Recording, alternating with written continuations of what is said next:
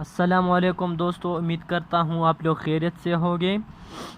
दोस्तों, आज हमने प्रोजेक्टर के लिए टाइम कैलकुलेट करना है। जब ये मैक्सिमम हाइट तक पहुँच जाए, एक प्रोजेक्टर मैक्सिमम हाइट तक पहुँच जाए, तो इसके लिए मैक्सिमम हाइट के लिए टाइम को कैलकुलेट करना है। इसकी इक्वेशन हमने निकालना है और इस तरह प्रोजेक्टर के लिए टाइम ऑफ लाइट के लिए इक्वेशन निकालना है। Okay, so from the figure, ये हमारे साथ एक फिगर है प्रोजेक्टाइल मोशन की। यहाँ पर हमने एक प्रोजेक्टाइल को थ्रू किया है और इस तरह ये मैक्सिमम हाइट तक पहुँच चुका है। तो इस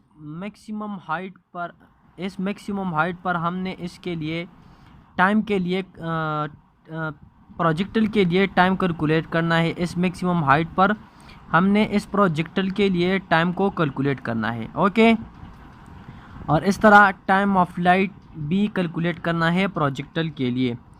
तो ये हमारे पास फिगर है। हम इसके लिए हम वर्टिकल डिस्टेंस को लेंगे, वर्टिकल कंपोनेंट को लेंगे। वेलोसिटी की जो वर्टिकल कंपोनेंट है इसको हम लेंगे और इस तरह यहाँ maximum up to maximum height इसकी जो फाइनल वेलोसिटी है वर्टिकल कंपोनेंट की, तो वो 0 के बराबर है। और इस तरह ये जो डिस्टेंस है वो h के बराबर है फॉर मैक्सिमम हाइट, और एक्सेलरेशन माइनस g के बराबर है। ओके, तो ये हमारे पास गिवन डेटा है। इसकी जो वेलोसिटी है वी आई वर्टिकल वो V I sine of theta है, और इस तरह जो एक्सेलरेशन है वर्टिकल एक्सेलरेशन वो माइनस g के बराबर है। वी आई वाई जो कंपोनेंट है, फाइनल जो कंपोनेंट है वो 0 के बराबर है वी वाई, और इस तरह ये 0 के बराबर है। और टाइम हमने कैलकुलेट करना है। Okay, so using first equation of motion, that is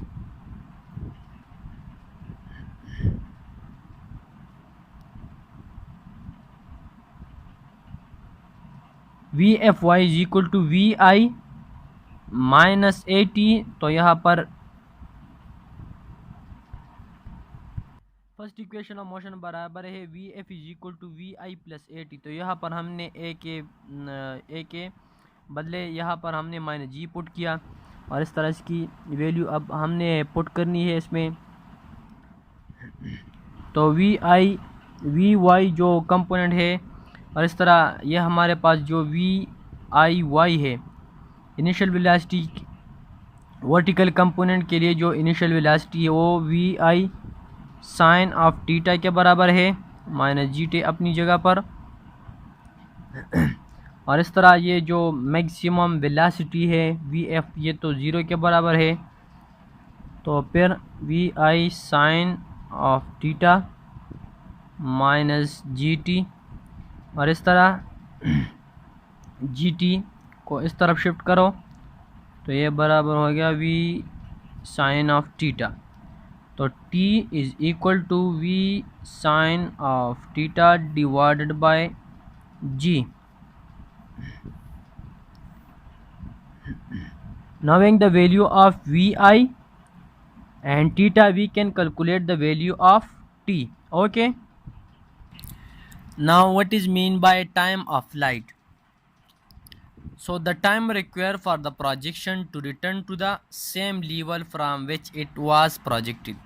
जिस लेवल से हमने प्रोजेक्टाइल को थ्रू किया था, तो इसी पॉइंट पर अगर इस लेवल पर ये दोबारा पहुंच जाए, इस तरह इसको हमने, ये हमारे पास फिगर है। इस तरह इस पॉइंट से हमने प्रोजेक्टाइल को थ्रू किया और इस तरह ये मैक्सिमम हाइट गेन किया, और इस तरह दोबारा इस पॉइंट पर आ गया। तो ये जिस लेवल से हमने इसको थ्रू किया था, तो इस लेवल पर वो दोबारा आ पहुंचा।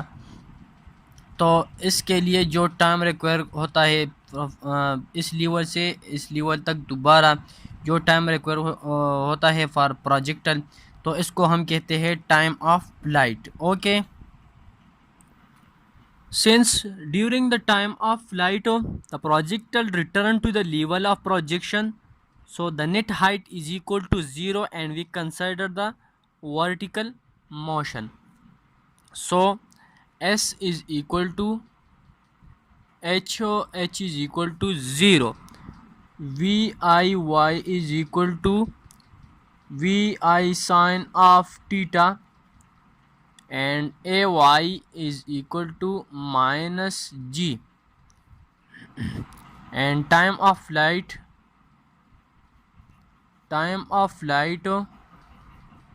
that is capital T हमने कैलकुलेट करना है. Okay, so using second equation of motion, S is equal to VI Y T plus 1 over 2 AY T square. Okay, so H replaced by S replaced by H, and VI Y is equal to VI sine of theta T minus 1 over 2 GT square. Okay, यहाँ पर जो height है वो 0 के बराबर है, so it is equal to VI sine of theta T minus 1 over 2 GT square. Okay, तो इसको यहाँ पर शिफ्ट करो इक्वल के, तो ये हो जाएगा 1 over 2 GT square and it is equal to VI sine of theta T. Okay,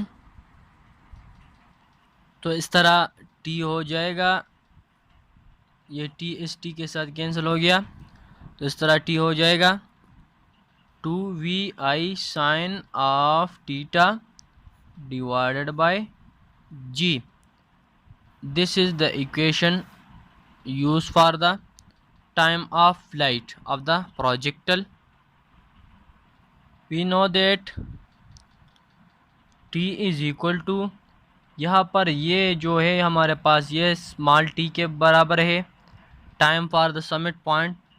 सो 2 अपनी जगह पर, और इस तरह इसके लिए हम टी को पुट करते हैं, तो इस तरह small T is equal to T divided by 2. तो ये हमारे पास जो है this equation show the symmetry of the projectile motion.